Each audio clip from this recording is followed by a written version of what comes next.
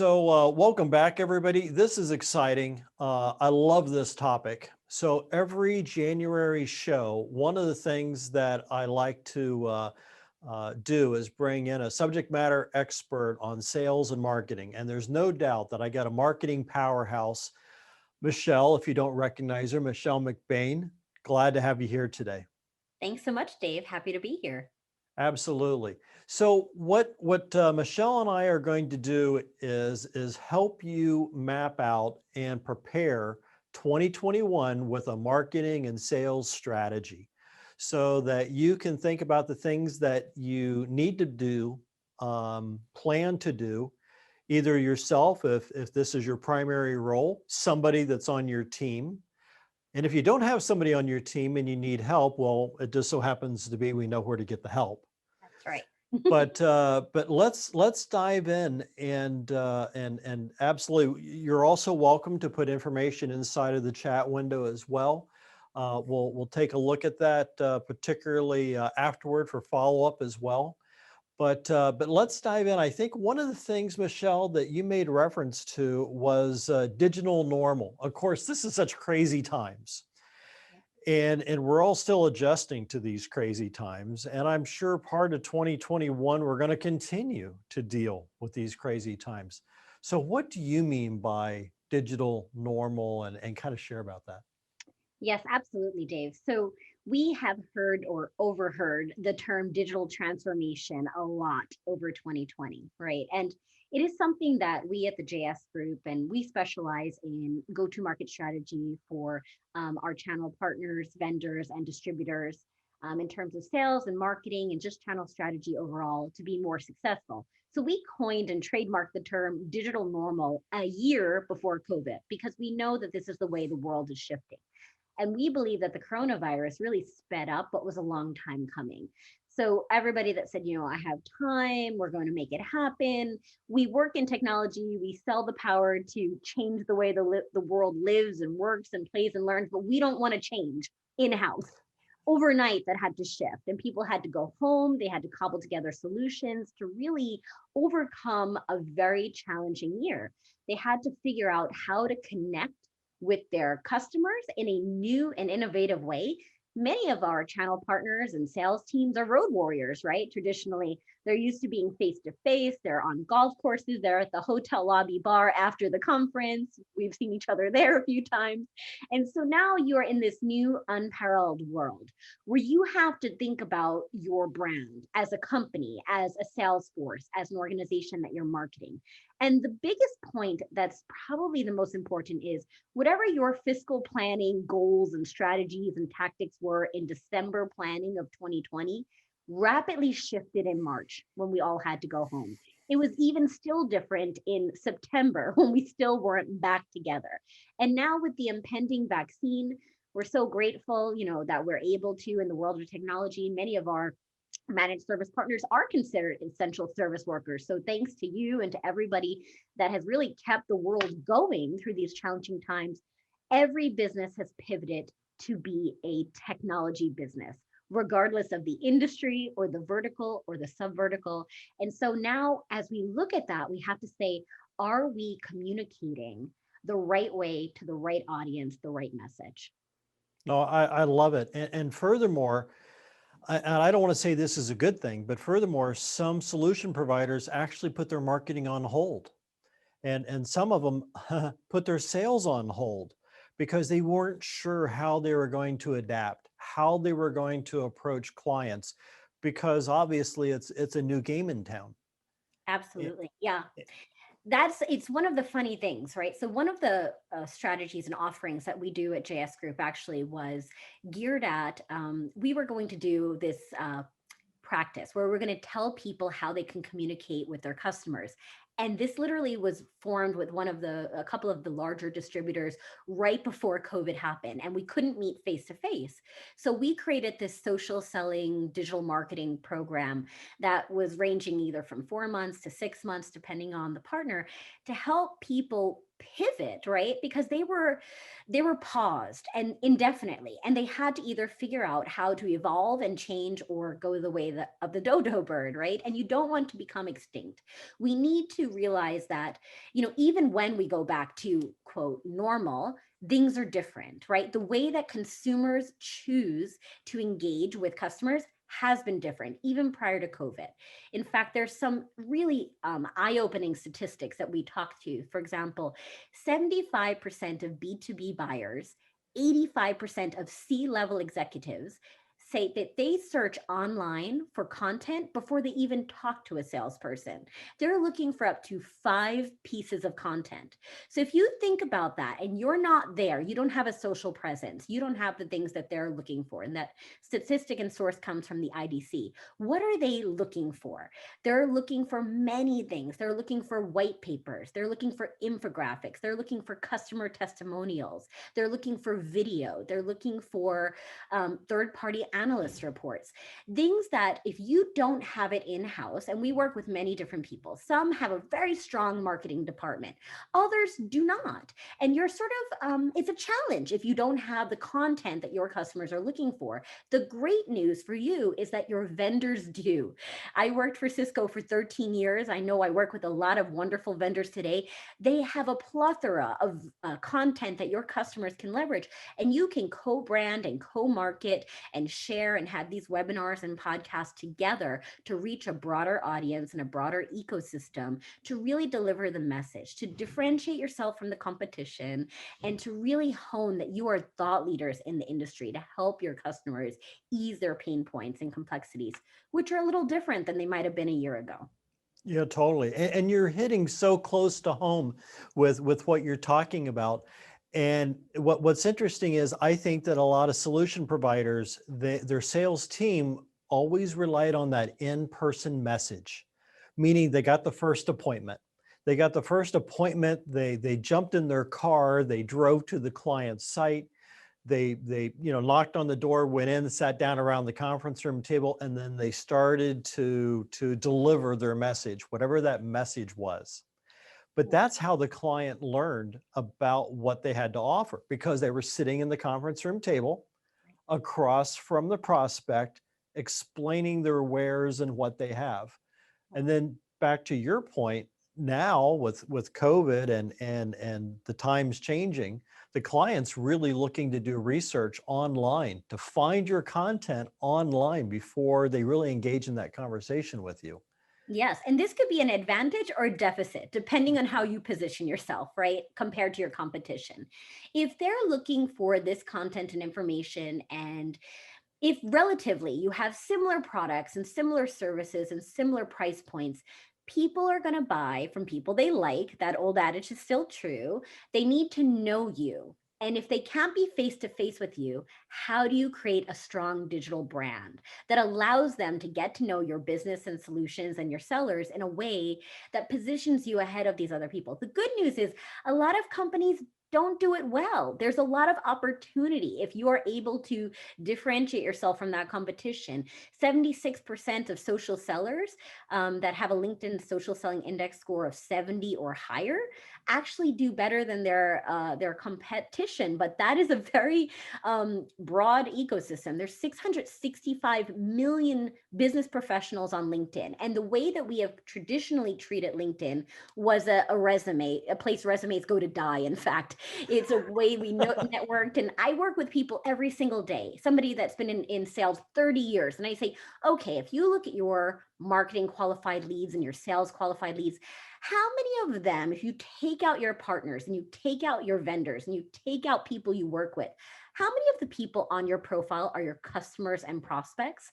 And the answer is usually much lower than you would like, because you need two things to really be successful in social selling. You need valuable content, which you can create in-house or partner with, and you need the right prospects and connections.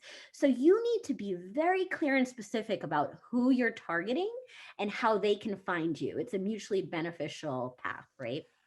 So let's talk about this content for a minute, because I see how important it is. I've always heard that in a client's eyes, they have to like you first, your company second, and your services third. Hence, it's all about connecting and building a relationship.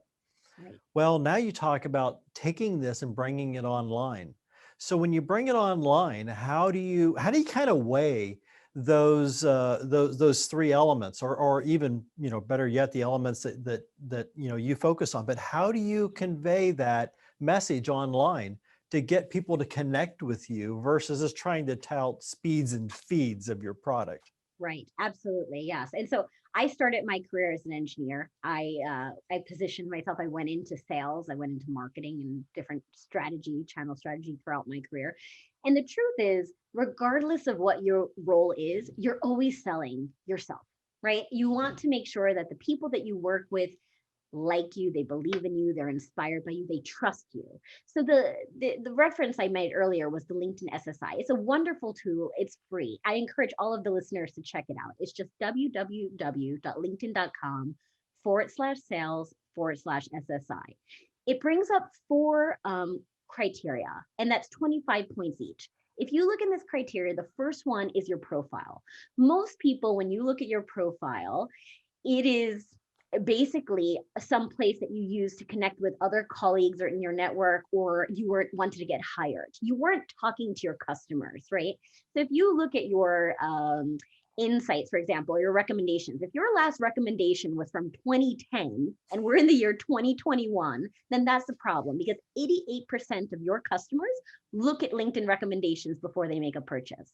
And if you look at that statistic and you say, well, who have I worked with? What have I done? Have I made an impact? You can actually ask your customers for a testimonial. What was it like to work with you? 93% of customers surveyed said they're willing to give a recommendation, but only 11% of salespeople ask for one. So talk to your customers, ask them what's important to them, ask them what's changed and what their needs are. The other thing you really want to think about is the other three categories. The second category is finding the right people. So you want to be very clear and specific. And I work a lot with people when I say, what is your target prospect? And they say, everybody, the whole world, all the things. It's like, well, okay, let's reel that back a little bit, because you cannot have a peanut butter spread. You can't be all things to all people. If you look at, for example, vehicles, the Tesla driver or the Ferrari driver is not targeting a Kia driver, right? They know very specifically their target audience, what their vertical is, what their sub industry is, and what their pain points are and what they're trying to solve. So when you position your marketing message and your solutions message, you want to be very clear about your expertise. Is your target audience people in the Southeastern United States, mid-sized clinics between X size to X size? Are you looking at the gaming industry in Las Vegas? Or are you looking at Metro New York City financial area? You have to understand who your target is, because their pain points and needs are going to vary very much.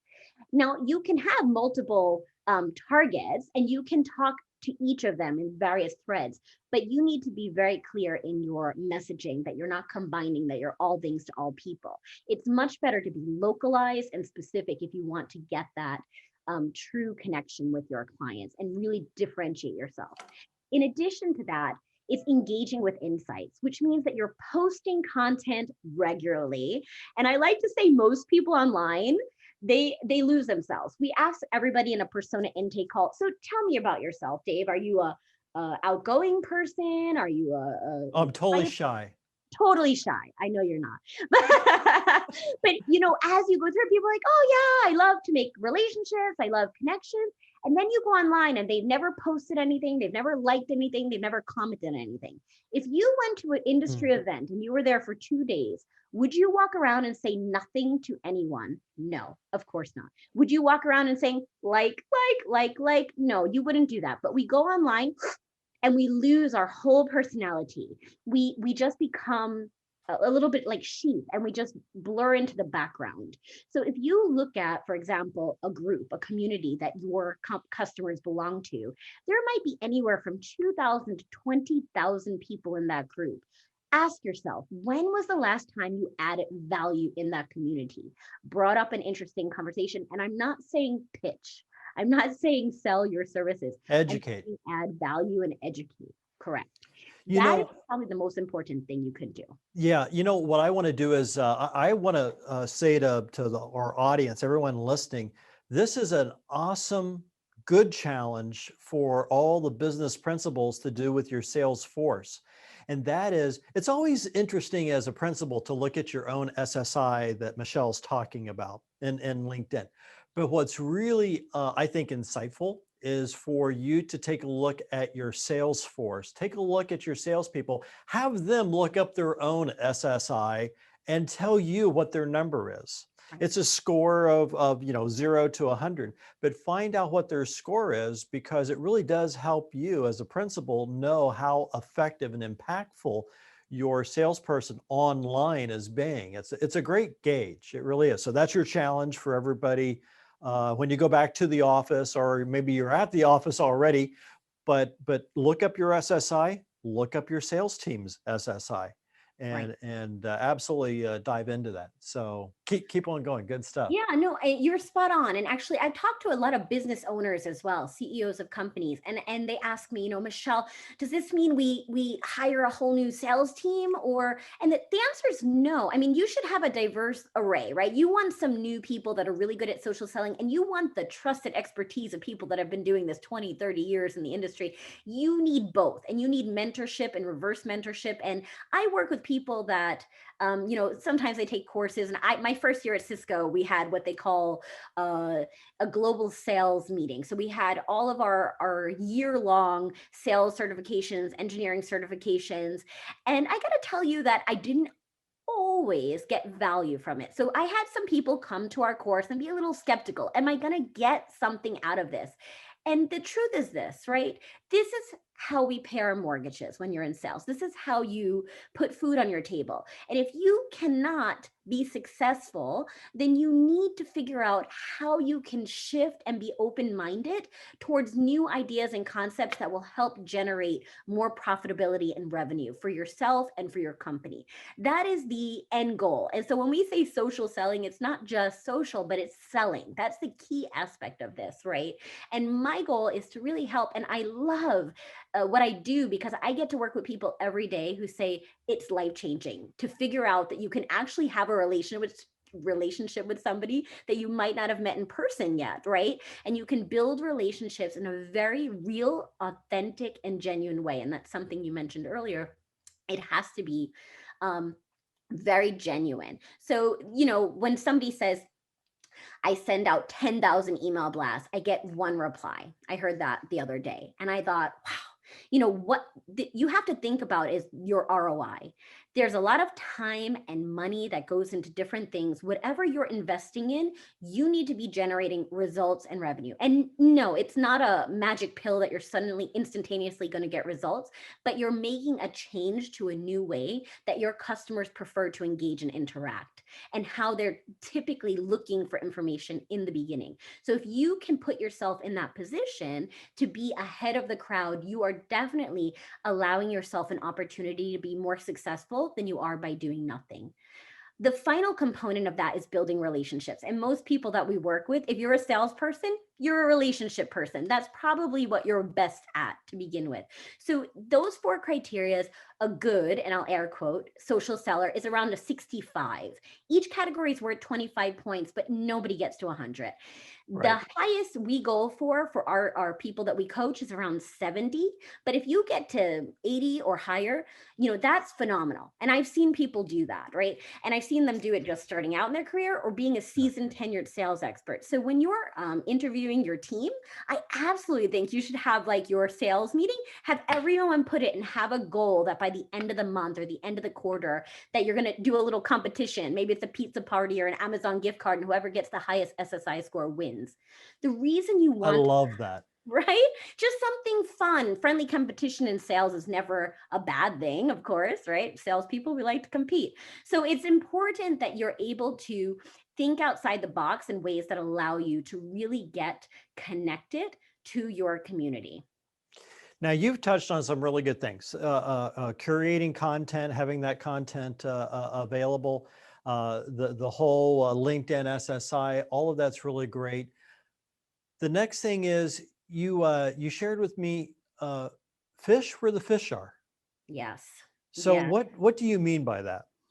Yeah, so this is probably one of the most important things, right? Once you identify who your target audience is and you look at the geography and the vertical and the industry and the size, is it truly small to medium business? And that ranges for everybody what that definition is, as we know, right? Or are you looking at, more enterprise customers, whatever the range in between is. Once you assess that, you need to figure out who they are, where do they go, and who do they follow? Who influences them, right? And these are three very critical questions that every salesperson and every company and every marketer should be asking themselves.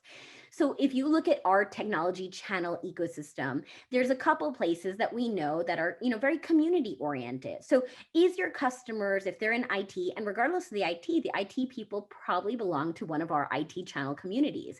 Is it DattoCon? Is it IT Nation? Is it CompTIA? Is it ASCII Group?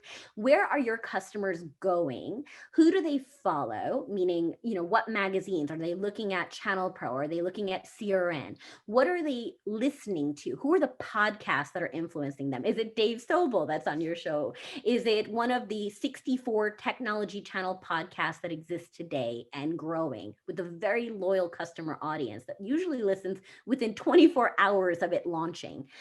These are the questions that if you don't know, which LinkedIn groups, which communities, which events, which by the way, most events have been paused or canceled or rescheduled or gone virtual.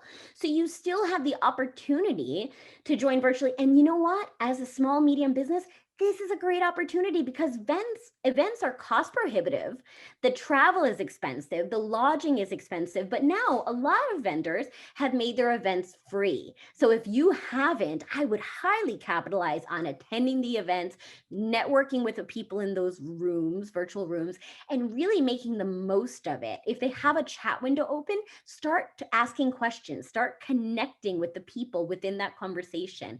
Dare to actually be heard and seen and not just stay quiet in the shadows. And you'll find that you're going to not only add value, but be able to broaden your network and cast a wider net, not only with your customers, but with your partners, with your vendors, your distributors, and with your influencers in your technology channel ecosystem. I really love those ideas. And one of the things that I became a good fan of, and maybe you'll touch on it, on how effective you think it is LinkedIn has groups. And like you said, know where your client, know where your audience is. It used to be that in LinkedIn, you could only join, I say only, but you could join 50 groups. And then they upped it because people started using groups more and more. And they upped it from 50 groups to 100 groups. And what's amazing is how many people don't even know in the first place that LinkedIn even has these groups. Right. And they're incredible verticals, and it's a great way to share your education, to get into a group, and as you say, don't sell, Right. help them. Yes. And what's your thought on these groups and focusing on a group? And do you see that it's impactful? Is it helping? Yeah, absolutely. And so I'll touch upon, we're talking a lot about LinkedIn, and I love all social media. I'm a big fan of all the platforms. I'm an early adopter, I'm a true techie. But I do think that during COVID, two things happened. One, and Datto actually reported a survey on this that I thought was very interesting. They said of all of the MSPs around the world that they surveyed, what are the three biggest social media platforms you leverage? And in order was LinkedIn, Facebook, Twitter. So I know obviously politics, the world's gone a little bit crazy, especially here in America. Let's table that. But Facebook groups have become enormously popular during this time as well. Happy hours, meetups, conversations, Facebook Lives. That is a great way to chat, socialize, and network during this time. Twitter. Every event has a hashtag. You can follow every event and network, connect, and see who's attending, find real-time content for all of your partners. And usually, most businesses, about 85% of small to medium businesses, have a Twitter account. Even if the people aren't on it, the platforms are. So you can connect, socially listen to your partners, your customers, and your competitors on Twitter. A little bit of the wild, wild west there. And then LinkedIn. LinkedIn groups are phenomenal. If you scroll all the way to the bottom of your page and you click see all, either on your own page or your customers, you can click on the word groups and you can see all the groups that they belong to. Public knowledge, whether you're connected to somebody or not. So you can find out very quickly who checks these particular boxes. And if you see, okay, I'm going to look up my first 25 key customers and they all belong to the CompTIA community, then maybe I should belong in the CompTIA group as well, right? You need to listen to what your audience is and be there. It's less about what you like and what you're comfortable with and more about where your customers are. And this is another very important statistic.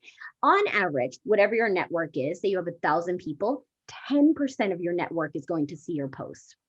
That's not very much. However, if you have a larger group, you want to leverage things such as hashtags that are very important. So every term in any technology world has a hashtag, from hybrid multi-cloud to cybersecurity to cyber threats, et cetera. So there's a multitude of things that you can follow that expand your reach to hundreds, if not thousands, if not millions of people outside of your particular group. In addition to that, look at articles. If you write an article, that's the equivalent of a blog. You can differentiate yourself as thought leader. They stay there a lot longer than a post, which is going to go away pretty shortly. And people can go in and check your articles. You can share them in groups as well. Add some value, add some input. 2020 gave us a lot to talk about. You know, if you interviewed one of your vendors or customers and said, you know, how did this impact you? What was your biggest challenge or complexity? And how did technology or solutions help you overcome it? I think that you would find a lot of insight in that. And so if you shared that in groups of particular industry, they might appreciate your key takeaways. It's almost like a customer testimonial, if you will. The other thing I love is video. So there's two things that exist on every social platform regardless. And those are hashtags, which started on Twitter and now everyone uses them. Yep. And there's video. Everybody uses video. Why? Rich media is attention getting. And if you can have a video where you talk to people, especially in a world where many of us were quarantined or social distance for months at a time, and even as we start to open up your building or your customers start to open up their building, they're not going to readily welcome strangers to come inside. Right? It's just not going to happen. The way that we do business has virtually changed, at least in the short term and maybe in the long term. In fact, 30% of your customers are going to stay at home. Prior to COVID, 44% of employers did not allow their customers to work from home. Overnight, that shifted. And now, instead of server rooms and multi-hybrid cloud, we have remote topology opportunities and security opportunities and artificial intelligence opportunities in a very different way than we did prior to COVID. So you have to look at the customer's needs and how they've evolved. How has your vendors shifted their priorities? What are their accelerators now? What are their certifications in? And how can you marry the two to be the most effective in finding the right products and solutions for your customers' needs to make you the most profit, short-term and long-term? I've been really impressed with how much video has been impactful in growing business. And I'm also involved in peer groups, which you know. And in the peer groups, the partners that have produced videos and then purposely gone out and promoted those videos on various platforms, they are driving more business because of those videos. Whereas I think 2 years ago, if you would have said to somebody, you need to make some videos, they're like, whatever. Right. And now they realize it is impactful. And when, you know, your number was, oh my gosh, 70–80% doing their research online before they ever talk to you, how do they do that research? Meaning, what are they seeing about you? And video is one of those powerful tools that lets you deliver a concise message in a short amount of time that really educates the client on who you are and what you have to offer. Absolutely. The two largest search engines in order are Google and YouTube, which owns, People right? don't realize YouTube is such a huge search engine. They don't, it's one of those mental things. They don't think about that, but it is. That's true. And you can do it, you know, on the proprietary platform. You can create a YouTube channel. You can insert those links in your experience section, on your featured section of your LinkedIn. You can put them in your blogs, and you can have a ton of different ways to measure and track and motivate. But I think that the most eye-opening thing for people that I've worked with is that they say, you know, oh, I'm so uncomfortable. Either they say, I'm not a writer, I don't want to write an article, or I don't want to be seen in a video. But if I ask them a question, if I said, 2020 was very impactful. How did it change your customer's life? They could go on for hours. We could talk for hours. And I said, if you just talk for 5 minutes in a video about that, you will see thousands. And I guarantee, even if you don't even have that many connections, you'll go to your second connections, third connections. You'll have thousands of people that will view that video. And then I say to them this: how many hours would it take you to make a phone call and connect with 1,000+ people? The Great point. truth is a long time, right? And Yep. you'll get voicemails and you'll get hangups. But if you're just leaving breadcrumbs along the way, you're going to have this very interesting way of getting your customers to come to you. In fact, one of the women that I coach, she said, Michelle, I've been trying to target this customer for a year. I have not had any luck. And I decided to partner with my vendor, two of my vendors, and we did a Zoom meeting just like this. And she said, within minutes of posting the video, the person I've been targeting said, this looks really interesting. Can we set up time to talk about it? They came to them. What a way to flip it on the script and say that you now are not only the thought leader, but you're providing information that your customers and prospects can come to you versus you having to find them and struggle to capture their attention.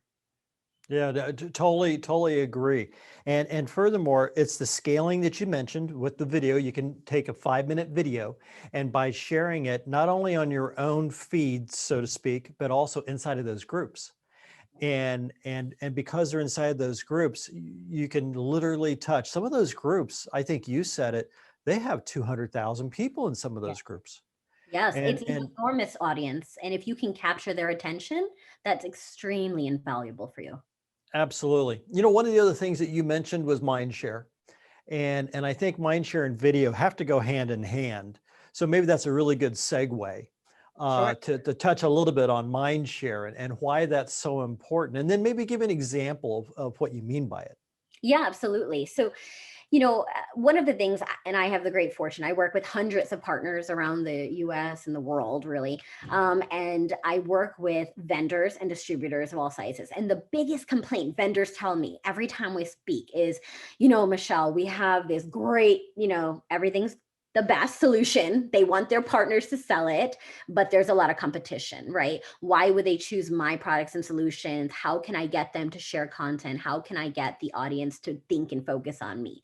So a lot of them have a lot of certifications and accelerators that will allow you to layer on solutions, right? Not just products, endpoint products, but services and other things that allow you to make that a much more rich opportunity, especially as we all pivot to subscription, right? That's the big elephant in the room. Cisco, IBM, HPE, Dell, everybody's moving, Citrix, everybody's moving towards subscription services. So as we go through this transition and transformation, you have to ask yourself, what are the key parts or solutions that my customers want, right? Because you have to be customer focused first. It's less about what your partners want you to sell and more about what your customers need. And as their thought leader, as their expert, trusted advisor, you need to understand what your customers really need, the solutions. And that might have shifted and changed. If we look at the world of applications and cloud right now, and of course, security in a remote topology,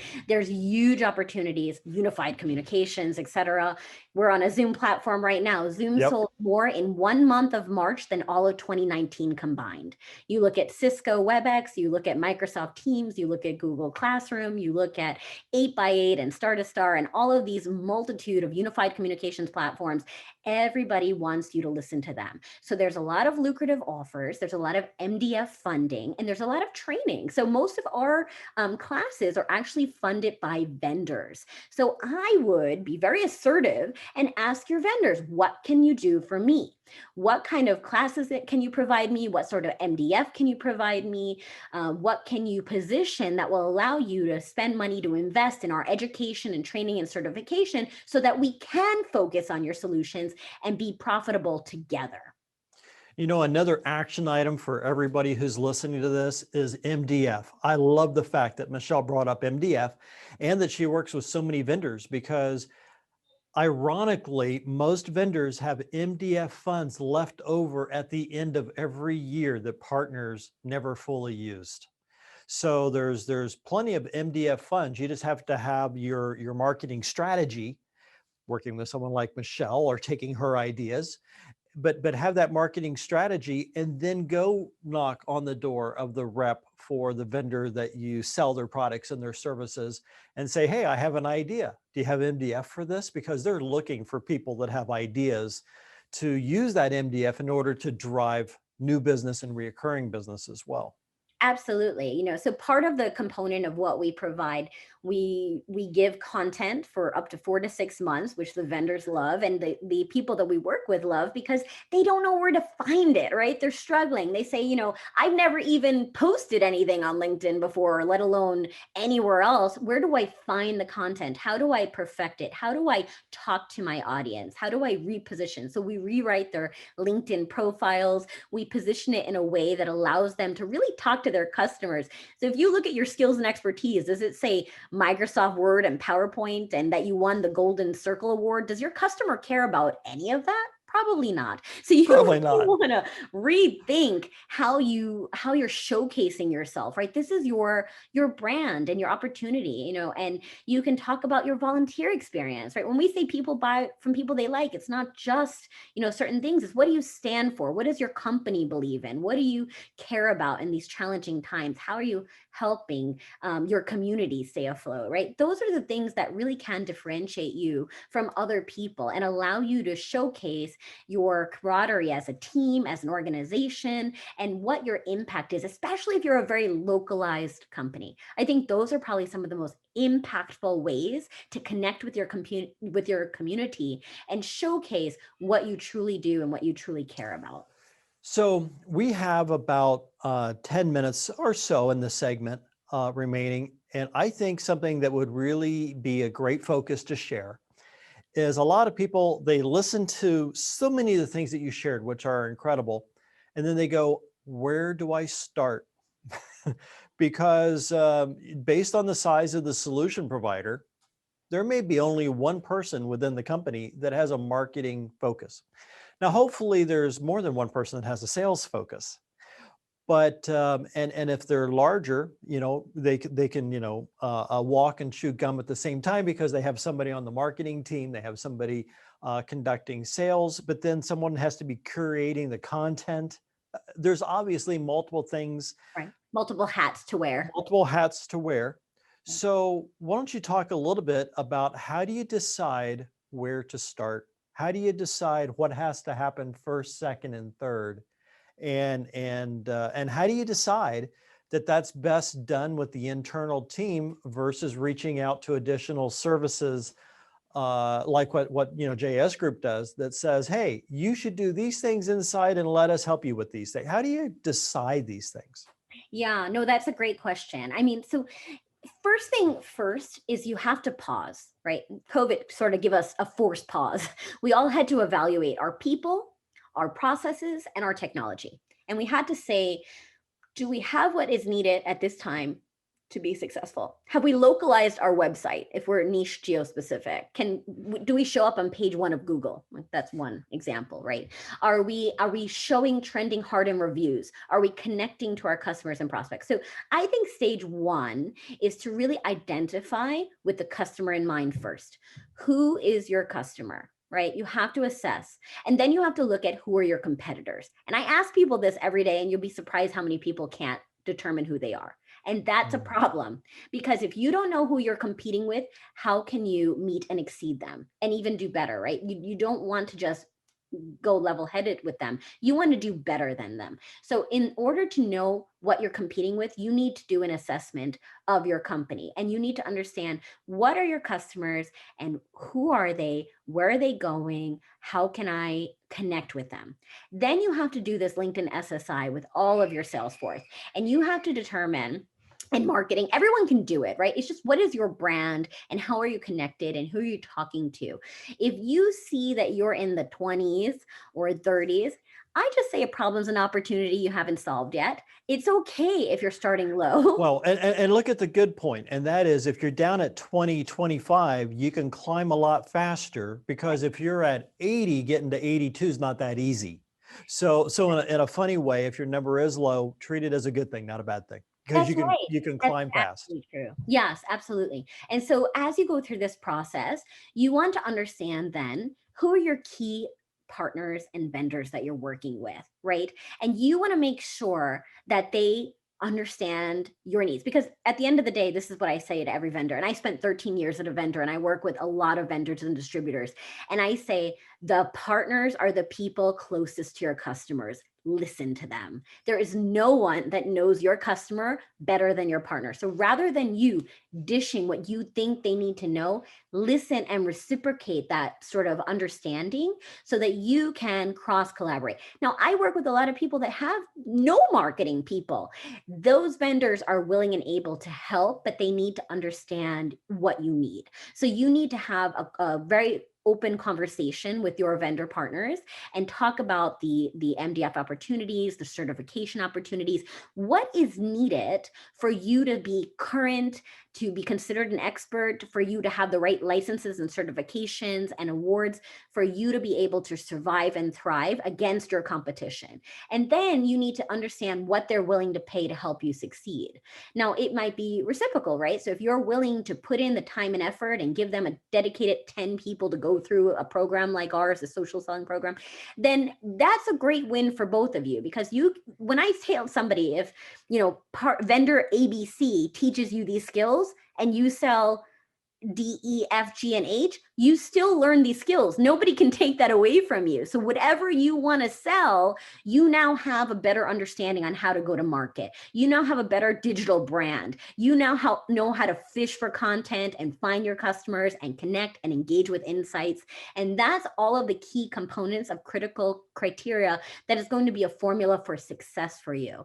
It is so important that as you go through this journey, that you're evaluating your people in house, your customers, and your vendors. That's probably the most important thing. And I'd start there, and then I'd see what opportunities you have from those vendors to help you in your journey.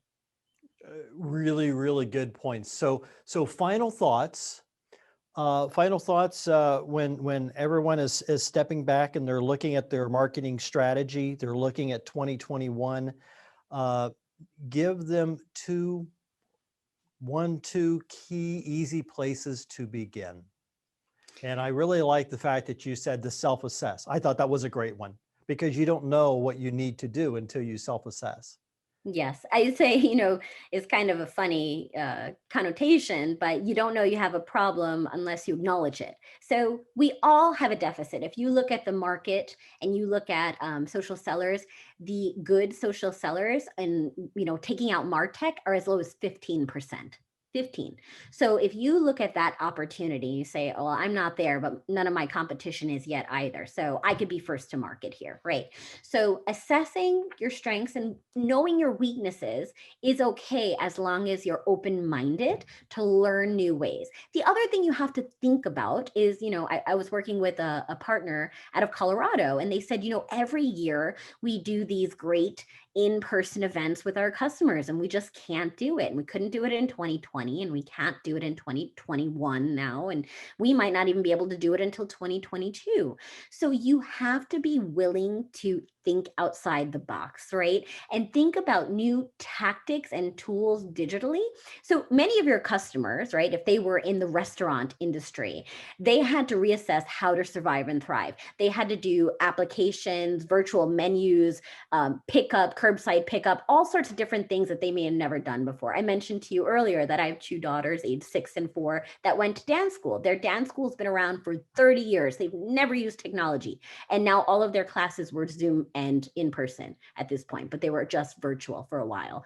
So people had to reassess. So think about how you can still let your customers know you care about them, that you're listening to them. You can't see them face to face. You can't go to a restaurant and eat with them maybe right now, depending on your states. Every state's a little different, right? A little nuanced. But what can you do to make sure they know you're thinking of them? Can you send them a sugar wish or a thanks or an Amazon gift card or just a letter, a handwritten letter in the mail or an email just to say something nice and to ask them how they're doing, understanding that this has been a very challenging year personally and professionally for everybody. People have really struggled. And I think that it's been very polarized, and we need to be a little bit more compassionate and understanding and caring, as a company, as a people, to our teams, and to our partners and to our customers, to really understand what they're going through in these challenging times.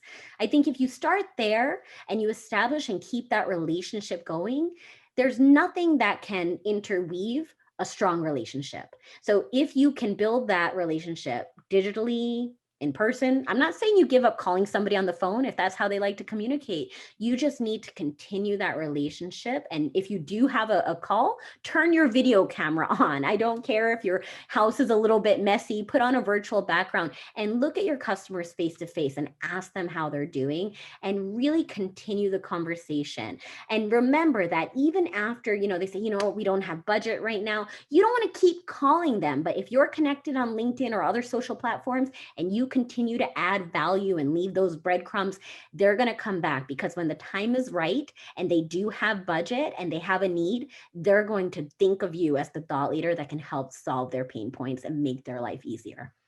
Fantastic point. Really valid point. That is awesome.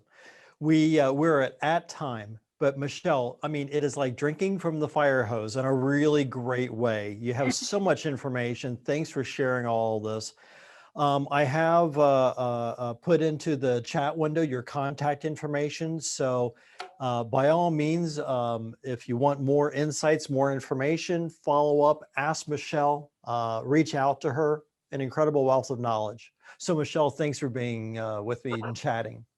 Dave, thank you so much. And you can hear my husky in the background saying hi to everyone. We welcomed everyone into our homes with our kids and our pets. And, as we enter this new digital normal, I wish you guys all the very best and a very successful and prosperous 2021. Thanks, Michelle. Thank you. Take care.